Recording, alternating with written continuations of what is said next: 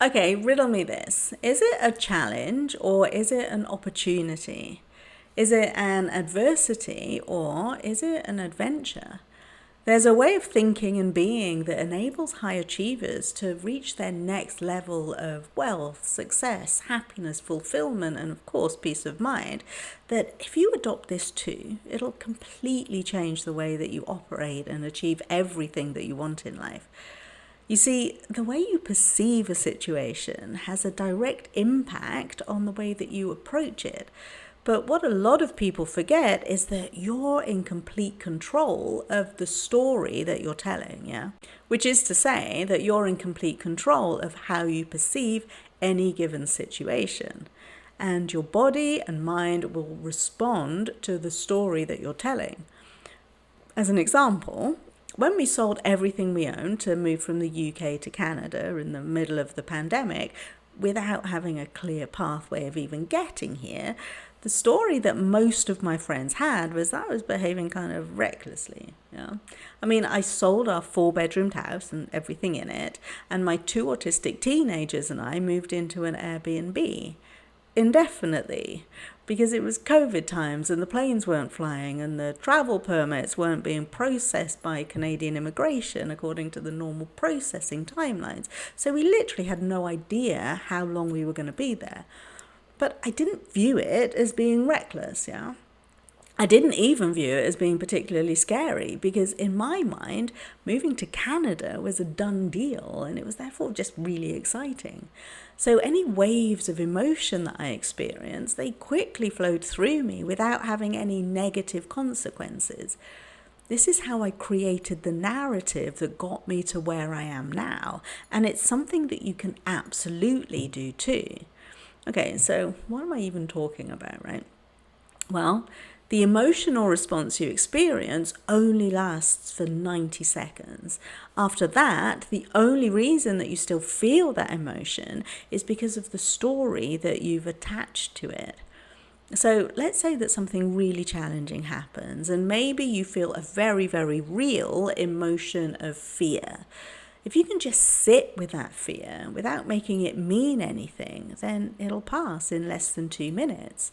And when that fear passes, your amygdala, that's the part of your brain that governs your fear response of fight, flight, freeze or fawn, well, that will disengage, which will allow your prefrontal cortex, the thinking part of your brain, to re-engage so you can be open to receiving the solutions. And I really want to make it very, very clear here that we're not talking about suppressing your emotions, yeah? We're talking about allowing them to flow through you without attachment to them. So what does that look like in practice? Well, it looks like noticing the emotion that you're feeling and maybe saying to yourself, I feel fear right now. There is fear in my body, but I know that it is passing. This fear that I feel is leaving my body with every second that passes.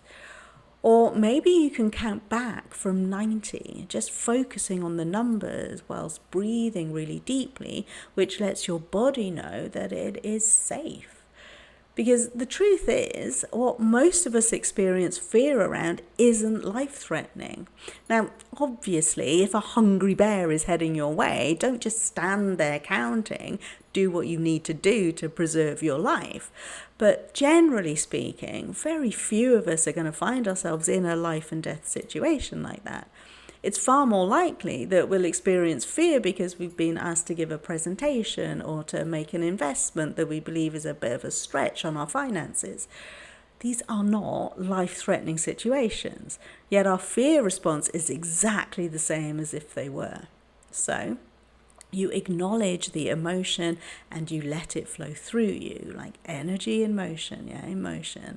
And then you just carry on with your day. Please forgive the interruption. I was wondering if you could do me a massive favor.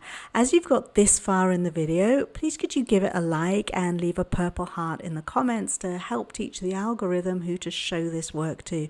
I think it's a bit confused right now, so I really appreciate you doing that. Thanks again. I'll take you back to your video now.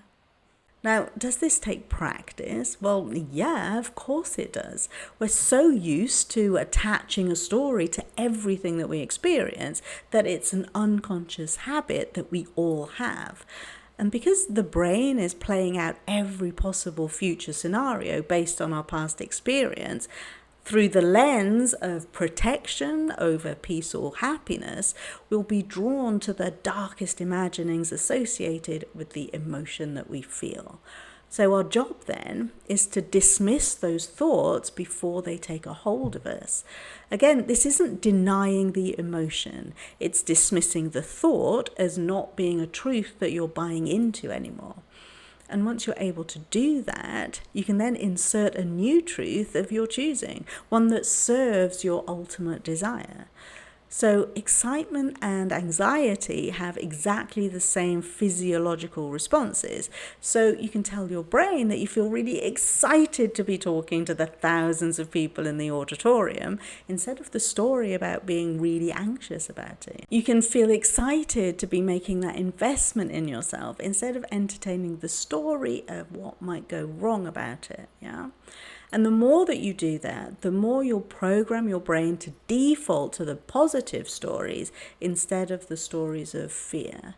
Now, one of my core speaking topics when I do live speaking is playing the game of what if on both sides. So even though your brain might currently be defaulting to what if it fails, you get to teach it to explore the possibilities of, but what if it succeeds? So for every negative scenario that pops into your brain, come up with 3 positive ones that could also be true. And understand that as you are the creator of your experience of life, the truth is what you make it. None of your negative scenarios are any more true than any of the positive scenarios that you could come up with. So choose a scenario that feels good, or at least just a little bit better. Choose an empowering story over a disempowering one. Create an identity for yourself that serves the goals that you're trying to manifest. Like I say, the more you do this, the more you put into action the favorable scenarios, or at minimum, don't allow the negative scenarios to attach itself to an emotion that you feel, the quicker everything that you want in your life will fall into place. And they'll do that because it's the law, it's the natural law of the universe. Your predominant state of being, your predominant stories that you tell about life and the world and the belief of who you are, that's what will play out in your reality by law. So decide that the adversity that you're experiencing is an expansion and an exciting adventure.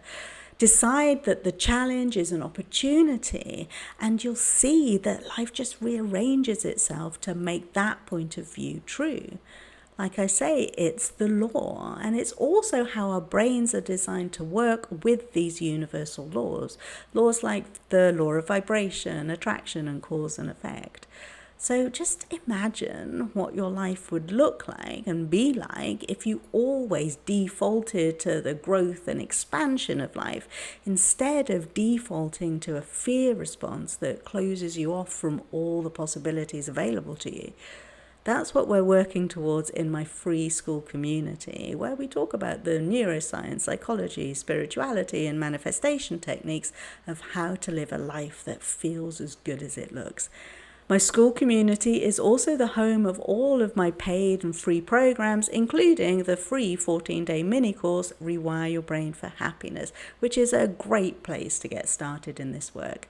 So I invite you to join us. You'll find the link in the description.